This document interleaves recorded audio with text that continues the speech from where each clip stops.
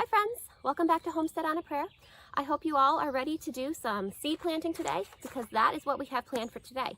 This video is going to be all about planting seeds directly outside in your garden. Now the weather here has been really weird this year. It's basically, this spring has been so cold and now the past couple days all of a sudden it's summer, which I don't think is probably all that uncommon, but that's what's happened here. And so now it's time to plant some of our warm weather seeds. So you can see I have some melons, I have some squashes, beans, cucumbers, all kinds of good stuff to plant today. So we're just going to go ahead and plant, and we'll just talk about how you plant all these different seeds as we go. So today we're going to get started with pole beans. I am going to be planting pole beans to climb up these arched trellises that I have. I have a couple arched trellises, well I have 3 arched trellises in my garden, basically spanning from one raised bed to the other raised bed going across the walkway. Now this is a great way to save space in your garden if you're limited on space. Pole beans are climbers. They do need something to climb. And I used to plant them on teepees in one of my raised beds, which works really well too. That's also a good solution. But I found that by putting up these arched trellises, rather than using up a lot of my raised beds for planting, I'm now using just a few inches at the edge of each bed, and I'm using mostly walkway space. So that's a great solution if you're trying to save space. So let's talk about the specific varieties that we're planting, and we'll talk about how we plant them. Now beans are one of the vegetables that I always recommend to beginning gardeners who are looking for something really easy and reliable, just a great dependable way to get a harvest, because you don't have to start seeds inside.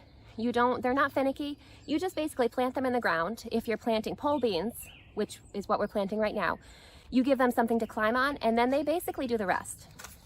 So for pole beans, I usually grow 3 varieties. I grow Rattlesnake pole beans every year. This is my favorite pole bean variety. They're very reliable, dependable. It's a long, slightly flattened green bean with purple streaks, so they're really beautiful too. This is one of my other favorites. This is a plain green bean called Vortex.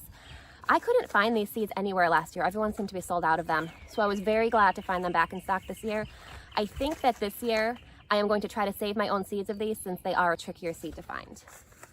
And I always grow some type of purple pole bean. This year it's going to be carbonate. These seeds are left over from last year. Seeds usually last for a couple years as long as you store them properly, depending on the variety. Depending on the type of vegetable that it is. So bean seeds will last a couple years if you store them properly, so we should still be able to get some good germination off these. My Rattlesnake pole bean seeds are actually from last year too. So I'm going to be planting 2 arched trellises with pole beans. I have this trellis here and one set up behind you guys. And I think what I'm going to do is, there's basically 4 sides, 2 sides to each trellis, and 2 trellises makes 4 sides. So I think on 2 of the sides, I'm going to plant Rattlesnake because that's my favorite. And then on one side, I'll plant Vortex, and on one side, I'll plant carbonate. So to plant these, let's start with Rattlesnake. Now you can see, take a look at these seeds. Even the seeds are kind of striped. So it kind of gives you a little hint of what the eventual bean is going to look like. Now to know how deep to plant your seed, the first thing you're going to do is check your seed packet. You can see here my Rattlesnake beans say to plant 1 inch deep. So first look at your seed packet. If you have seeds that didn't come in a seed packet, like for example, I have these homemade pickles cucumber seeds. I saved these from my garden last year, so I don't have a seed packet with planting instructions. So the general rule of thumb is that you're going to plant your seeds about twice as deep as they are wide. So you can see that's roughly ½ an inch. That might be, planting 1 inch deep might be a little bit more than that. But the idea with planting your seeds, you want them to be deep enough that they're going to be in moist soil and get enough moisture to germinate, but you don't want them to be so deep that they run out of energy. There's a certain amount of energy stored in each seed. Basically, seeds are amazing. If you really look at the anatomy of a seed, it's a whole tiny plant inside there. But each seed has enough energy for that seed to germinate and break through to the soil until it reaches sunlight and can make new energy. So you don't want to plant your seeds so deep that they run out of energy before they see the sun. So we're going to get started planting our Rattlesnake pole beans first. So remember, our seed packet said to plant these about 1 inch deep. Each vertical part of this trellis, I'm going to put 3 bean seeds around it. I probably will most likely only allow 2 to grow, but I'm going to plant 3 in case I don't get complete germination. So basically, and now our seed packet said 1 inch. I'm not going to be all that precise. I'm not going to measure. I'm just going to make a hole about 1 inch deep and stick them in. Now, traditionally, this is kind of a funny saying to me, but you see these bean seeds? See how they have that little eye there? Old gardening tradition says you plant them with that little eye part down so that they can see where they have been. So that's kind of a funny little saying. I have no idea if it actually makes a difference or not, but I do it anyway. There's a lot of old gardening wisdom out there, and it's hard to know how much of it really means something and how much of it doesn't. Now, one thing to know about all of the seed varieties that we're planting today are warm weather varieties. And so these all need to be planted after your last frost date. And you also want to wait until the soil has fully warmed up to really plant these, because they won't sprout in cold soil. So I'm going to go ahead and get these bean seeds planted all along this trellis, and I'll meet you back here.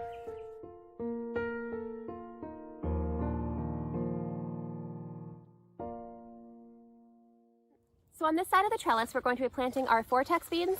You can see here, they still say to plant 1 inch deep and 3 to 4 inches apart. We're going to be spacing them approximately that far. We'll have a couple in a little cluster, but then they'll be spaced more like 6 inches apart from each cluster. So it'll all average out. The main thing that you want to take into account when you're spacing your bean seeds is airflow around the leaves so that disease doesn't develop. Because these are going to be climbing the trellis. Hello, Milo. Milo wants his 15 minutes of fame on the gardening channel. So, because they're going to be climbing upright on the trellis, they should have a good amount of airflow. Now look at how pretty these beans are. Let's see if we can get that to focus there. These are like, they look different than the others. They're a dark purplish brown color. Those are really pretty. They're a little bigger than the others too. So we're going to space these out on the trellis about the same as we did the rattlesnake beans. Okay, so we finished up our first trellis of pole beans. On the trellis that's behind me now, we're going to do one side with rattlesnake pole beans again, and the other side with carminat pole beans, which is our purple bean. So I'm going to go ahead and plant those and meet you back here.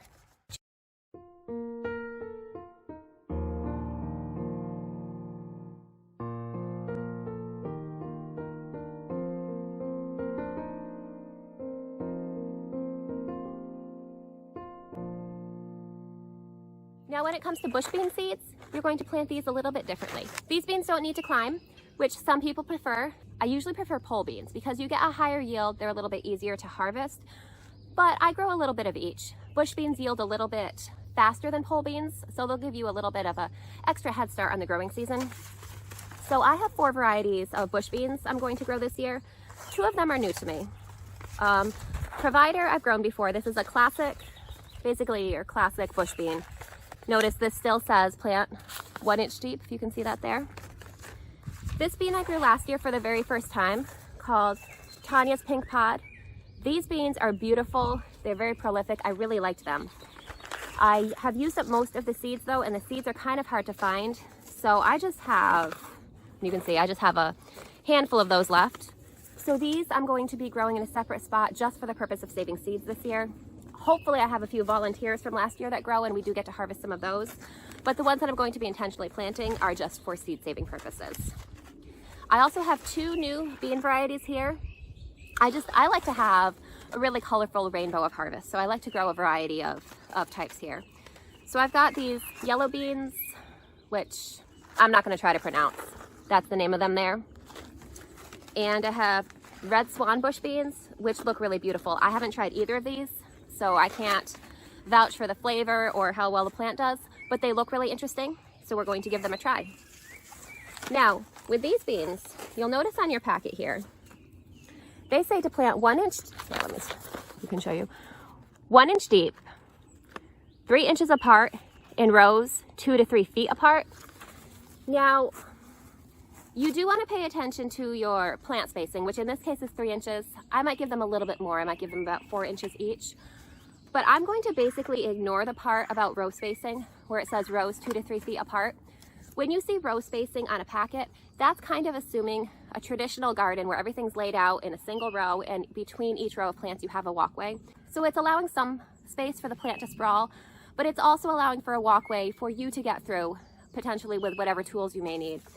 Because I'm planting in beds, I don't need to worry about walking between my bean rows, so I'm going to plant them a little bit closer together than that. I'm probably going to do about 4 inches in all directions.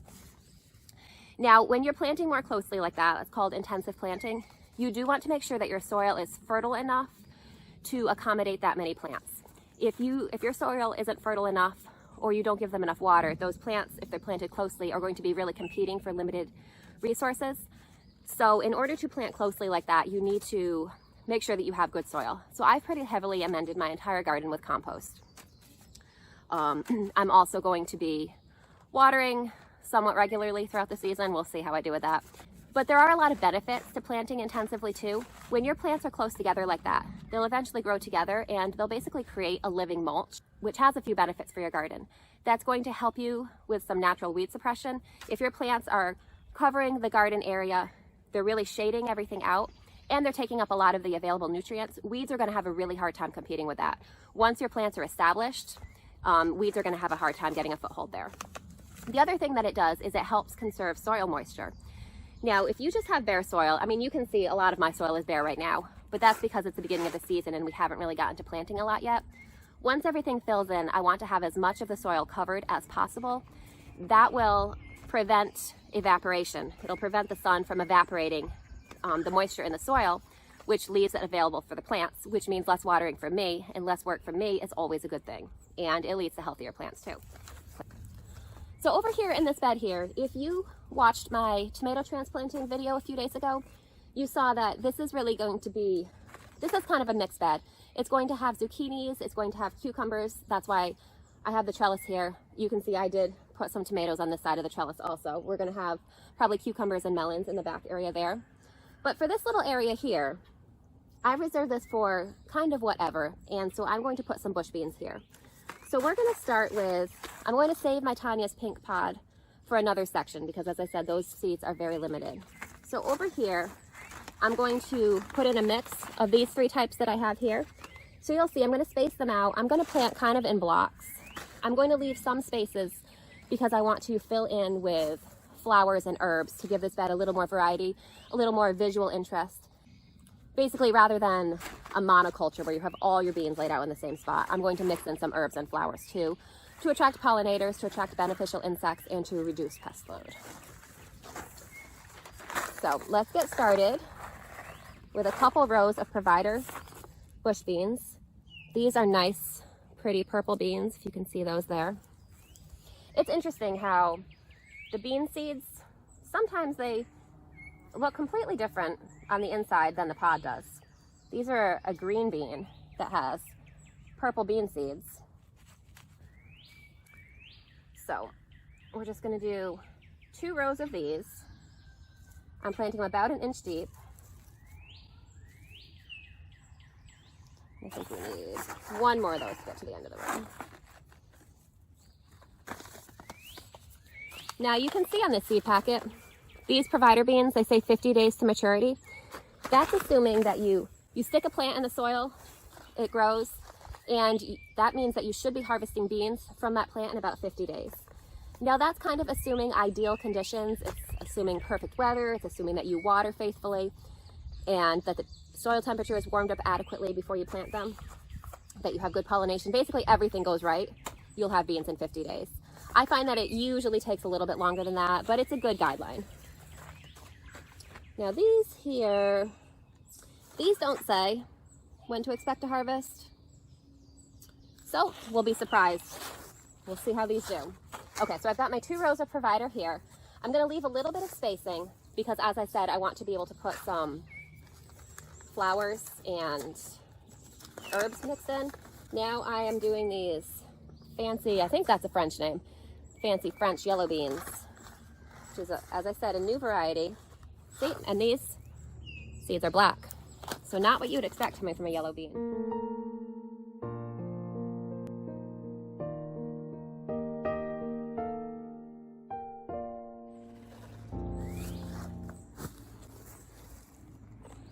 See, and these are completely different. It's a red bean with pale pink kind of tan seeds, and these are a very different shape. They're kind of rounder, more squatty than the others. Again, we'll do 2 rows of these, leaving a little bit of space between the varieties so that I can fit in some companion plants.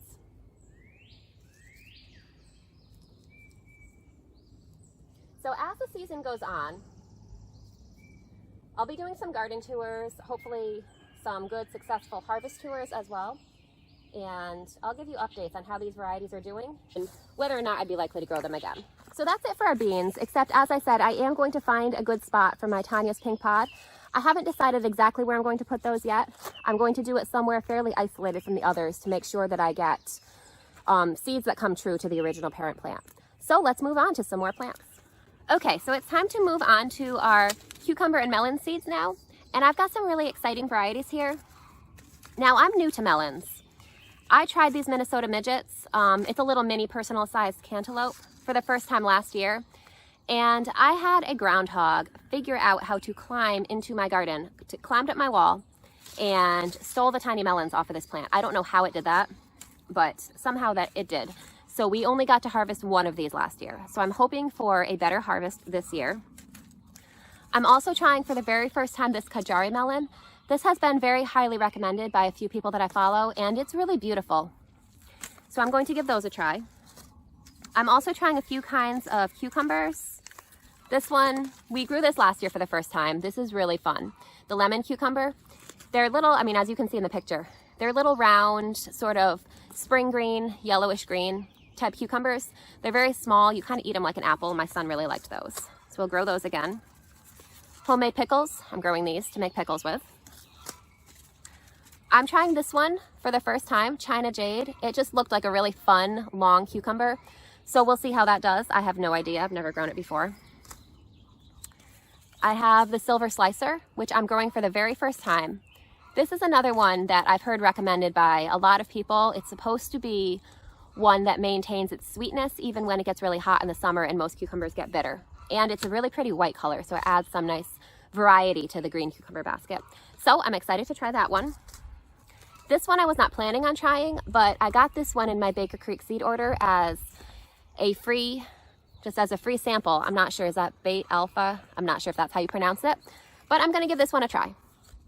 All right, so all of these seeds, the melons and the cucumbers, all say to plant about 1/2 inch deep. So I'm going to be planting these. I'm in the same bed that we just planted our bush beans in. On this end of the trellis, I'm going to be doing a few cucumbers and melons, and then there's another arched trellis here, which will have cucumbers and melons growing along that as well. So I'm going to be planting, we'll see, 8 to 9 cucumber plants and probably 3 or 4 melon plants. All right, so I'm trying to decide exactly how I'm going to do this. This is my problem with having a small garden. Now, most people would probably actually look at my vegetable garden and say that's pretty big, but because I'm comparing it to the garden that I really want, it seems small to me. I don't really have the space for everything that I want. So I always try to do that little dance between cramming as much as possible into my garden without planting so much that my plants suffer from it. Cucumber plants usually don't get insanely huge for me the way they do for people that grow in other places like the South. So I'm thinking I'll be able to get 4 plants along this half of the trellis here, plus 4 plants on each side of the arched trellis. So that's 12 total. Let me see. I'm gonna have to figure out how to make that work.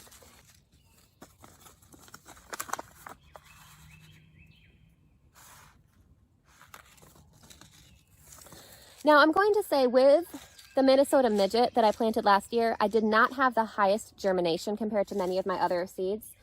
So I'm going to plant, you know, I have extra seeds. I think I may plant 3 for each plant that I want. Oops, just dropped my seeds. May end up with an extra melon volunteer. So I think I'm going to plant 3 seeds for each plant that I want and thin out the extras. That way I should be guaranteed to get the plant number that I want. That way I can also thin out the weaker ones. That way I can choose the strongest seedling for hopefully the best chance of success. Okay, so right here, I'm gonna put a Minnesota midget. I've got 3 seeds here that I've chosen. I'm gonna space them out just a little bit so that I can easily thin out whichever ones we choose not to keep. So remember, these are supposed to be planted about 1/2 inch deep. So that's our Minnesota midget here. Okay, so right next to our mini cantaloupe, I think I'm going to do the kajari melon right over here. So I didn't grow these last year, so I'm not sure how the germination rate is on them or how well they'll like to germinate in my area. So I'm gonna plant 3 of those as well, and then I can thin out to the strongest seedling once they've sprouted. So about right here, I'll plant a little cluster of 3 again, about 1/2 inch deep. Now I'm going to put 2 cucumbers on this trellis as well.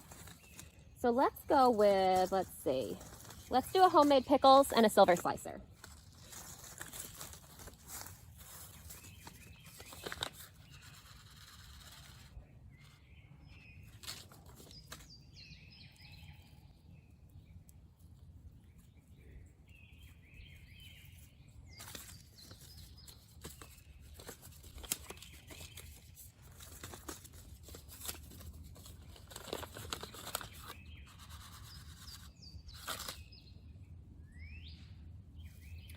Now, just like when we planted the beans, your main concern with spacing when it comes to cucumbers, assuming that your soil is fertile enough, is that there will be enough airflow through the leaves that your plants won't be prone to disease. Okay, so we're over here on my arch trellis. I'm going to do 1 of each type of melon on this arch trellis as well. I like to do that when I'm growing a few of each variety, especially a variety that I'm not all that familiar with. I like to plant them in a few different places to make sure that they really find the best growing conditions that they're really happy with. So I'm going to plant these in clusters of 3, and then we'll thin out to the strongest seedling once they've all sprouted. All right, so I've got a Minnesota midget cantaloupe planted on the end there. Now we're going to plant the kajari melon, the next spot over. I'm going to plant 3 of those again 1/2 inch deep. Just nestle these in there, and I really hope these do well. My son especially, I'm honestly not a big cantaloupe or melon eater myself, but my son and my husband love them, and so they're really looking forward to these. Okay, so now over here, you know, I think I'm going to be a little bit of a rule breaker and put 5 plants along this trellis. I said I would do 4, which is probably what I should do. If my garden is an overrun mess later this season, I'm going to look back on these videos and tell myself that I told myself so. So this lemon cucumber was very delicious. I think this year I'm only going to plant 1 of these because it just produced so much last year that honestly by the end of the season we were kind of tired of eating them because there were so many. So I'm going to plant just 1. I planted 2 seeds, which I'll again thin out. Now here I'm going to try this Bait Alpha. Hopefully I'm pronouncing that right. That's going to go next to my lemon cucumber that I just planted. And you'll notice that I'm not labeling anything right now. I'm kind of relying on this video. I'm going to go back to this video later when I'm like, I have no idea what I have growing here. I'm going to refer back to this video and look it up. It's honestly a great way to take notes in your garden. And then along the last section here, we're going to try another silver slicer down here. I'll plant 2 of these. So I can't wait for early summer. These trellises are so beautiful and magical when they're just covered with foliage.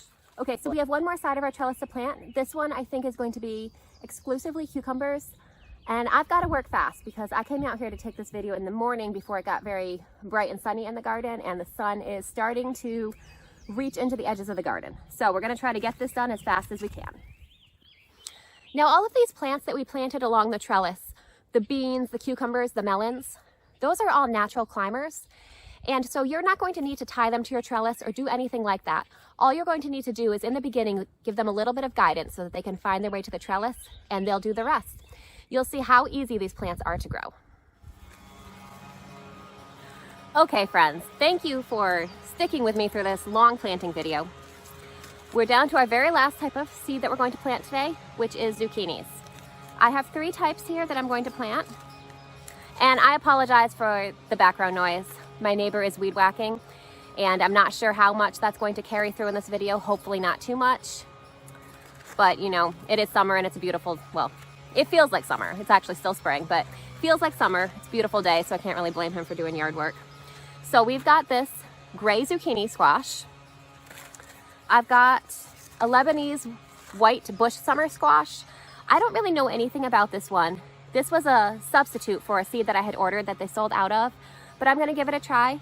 This was actually from 2019. Well, it was from 2018. They packed it for 2019. So these seeds are a little bit old, so we'll see what happens. We'll see if they germinate or not. And then I have this one, Caserta, which is like a striped zucchini squash. So I'm going to plant 4 zucchini plants. I think I'm going to do 2 of the gray zucchini and 1 each of the other types. Now, when I plant zucchinis, I always double plant them. I put 2 seeds together and then they grow as 1 plant. The reason that I do that is because I don't always have the best pollination of my squashes.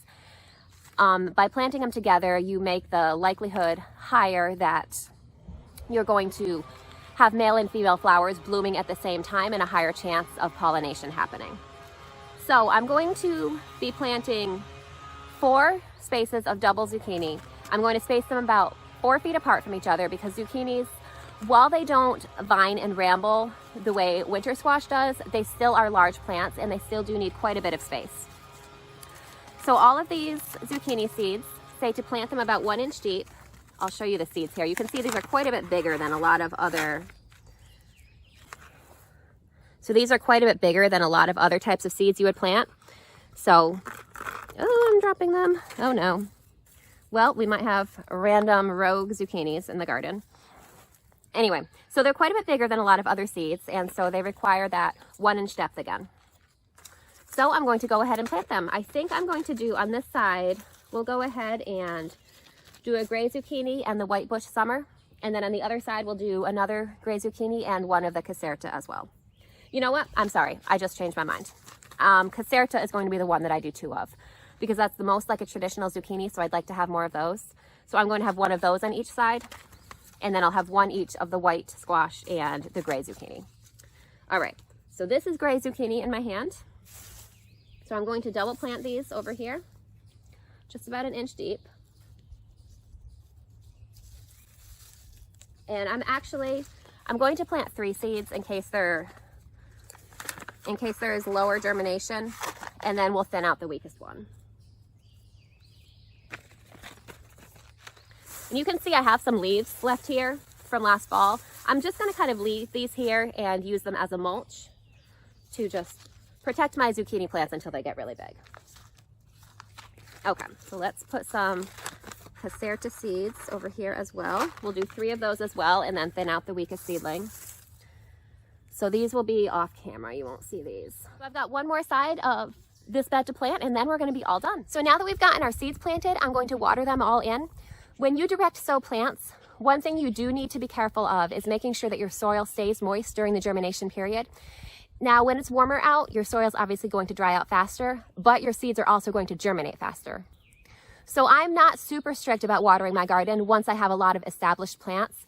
But when you have new seeds that you've planted or you have new seedlings that have just sprouted, you definitely want to make sure to water them in really well and water them frequently. So I'm going to water the spots where I planted these seeds every day until they sprout, unless we have a cool overcast day or unless we get rain or something like that. Like today is going to be pretty hot and pretty dry. And so any day that's like today, I am going to water until my seeds are sprouted and established. So thank you so much for joining me on this gardening journey. Thank you so much for hanging out with me and planting seeds today. I think planting seeds is one of my favorite tasks in the garden. I mean, harvesting is pretty good too, but something about just the potential of planting seeds and just knowing that you're investing in your future harvest, something about that, I just really love it. And I think it's just knowing that my new garden is coming and that I am just doing something to help bring about that beautiful garden that I see in my head. So I hope that you are inspired to plant seeds. All of the plants that we planted today are so easy. You don't need to start transplants inside. These are all plants that you can just put your seeds directly in the ground and grow them. Now, some of these plants, cucumbers, squash, melons, you can start those inside if you want to get a little bit extra early harvest. I have started them inside in the past. You start them probably about 4 weeks before you plan to plant them out. I would not start them any sooner than that because they grow so fast and they don't like their roots disturbed. So I've done that before. I've gotten a little bit of an extra early harvest. But I find that when I direct sow some and I transplant some, the direct sown plants are usually healthier overall just because they don't have to deal with having their roots disturbed. Some plants are really fine with that. Tomatoes, you can do all kinds of stuff to them and they're tough, they can recover. These plants are a little bit more delicate. And I mean, if you don't have a lot of space in your house, if you don't have grow lights, all of these plants that you direct sow are a great option to grow. So I certainly hope that you will try them. I hope that you are inspired to just make a beautiful garden, a beautiful and fruitful garden for yourself this year. I hope that you'll come back and join me and that we can just tour this garden together and that we can see how all of these plants that we started together are doing this season. I wish you all the best and I'll see you soon. Bye. See you next time.